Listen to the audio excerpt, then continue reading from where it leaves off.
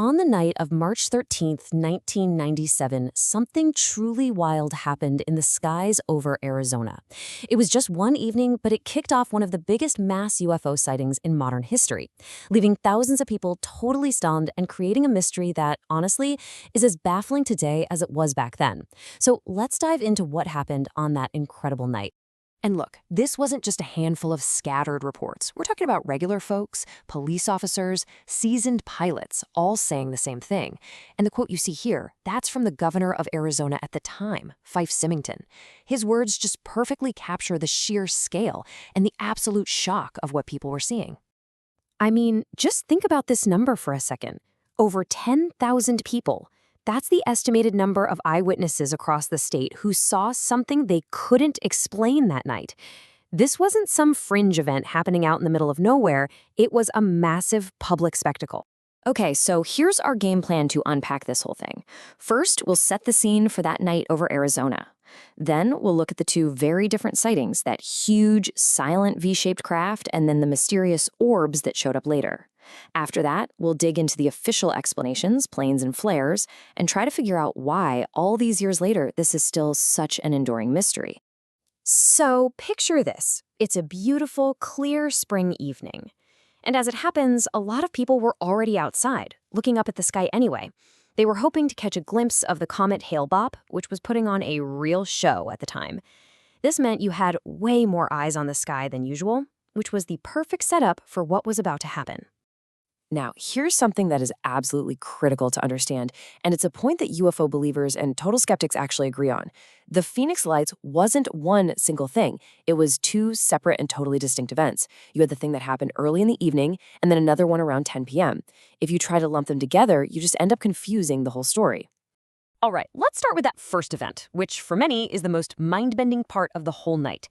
The appearance of this colossal, utterly silent object that just cruised across the entire state. You can literally trace this thing's journey. It pops up first just outside Vegas in Nevada, then it crosses into Arizona, is seen over Prescott, flies directly over the millions of people in Phoenix, and keeps going south toward Tucson. This whole trip took about an hour, and people were seeing it and reporting it all along that route. And what's really wild is how consistent the descriptions were. Thousands of people all said pretty much the same thing. They described a solid, dark craft of unbelievable size. Some people said it had to be a mile wide. And here's the kicker. It was completely silent. Think about that. Any aircraft we know of that's even close to that size would be deafening. People said it was so solid that it literally blotted out the stars as it flew over them. And get this? The list of witnesses even includes some pretty famous names. The actor Kurt Russell, who is also an experienced pilot, was actually flying his own plane into Phoenix that night. He saw the V-shaped lights on his approach, was so baffled by them that he was the one who got on the radio to the air traffic control tower to report this strange phenomenon. But just when you thought the weirdness was over for the night, it wasn't. After that giant V-craft disappeared off to the southeast, something else happened. Around 10 o'clock, a second and totally different phenomenon lit up the sky. This second event was a string of these incredibly bright, amber-colored orbs.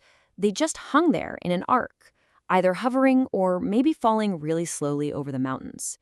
Now, this is the sighting that got filmed a ton.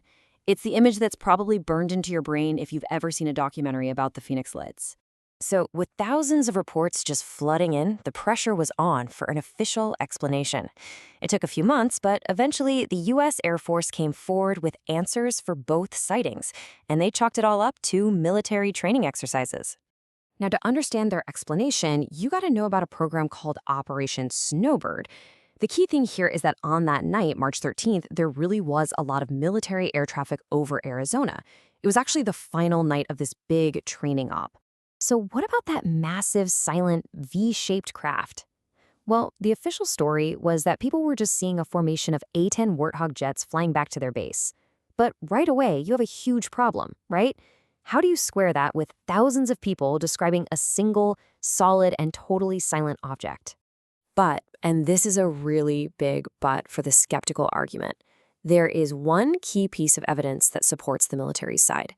A young amateur astronomer, Mitch Stanley, was out that night, He actually managed to get the lights in his telescope and said he didn't see one giant craft, he saw individual airplanes flying in formation. His testimony is like the central pillar for the official explanation.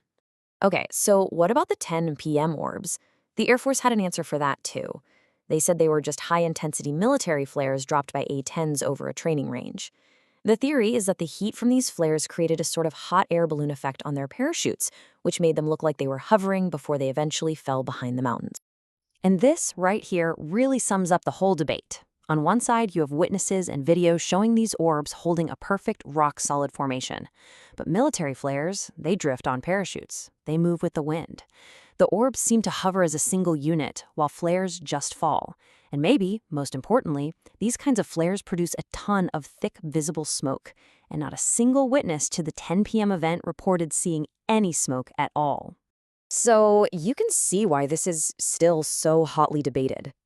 With these explanations that seem to clash so hard with what people say they saw, it's no surprise that the Phoenix Lights remains one of the most compelling and controversial UFO cases ever. And the official response at the time? Well, it didn't exactly help clear things up. In a pretty infamous press conference, Governor Symington tried to calm everyone down by bringing his chief of staff out on stage wearing an alien costume. He joked that they'd found the culprit. As you can imagine, a lot of the witnesses felt like they were being completely ridiculed. But then, a decade later, came the bombshell.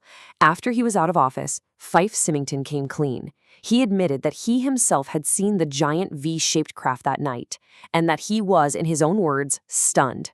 He said he mocked the event to prevent a public panic, but that he personally believed the object was not from this world.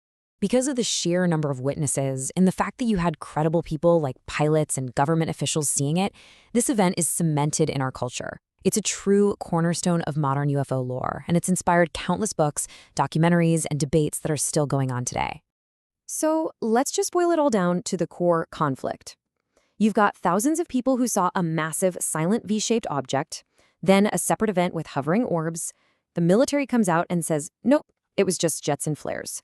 But that official story is directly challenged by powerful witness testimony, by video evidence, and, of course, by the jaw-dropping confession from the state's own governor. And that leaves us right here with the ultimate question. Was this whole thing just a perfect storm of misidentification? Were thousands of people all across the state simply mistaking ordinary military craft for something extraordinary? Or did something truly unknown fly through the skies of Arizona that night, leaving us with a mystery that's still waiting for an answer?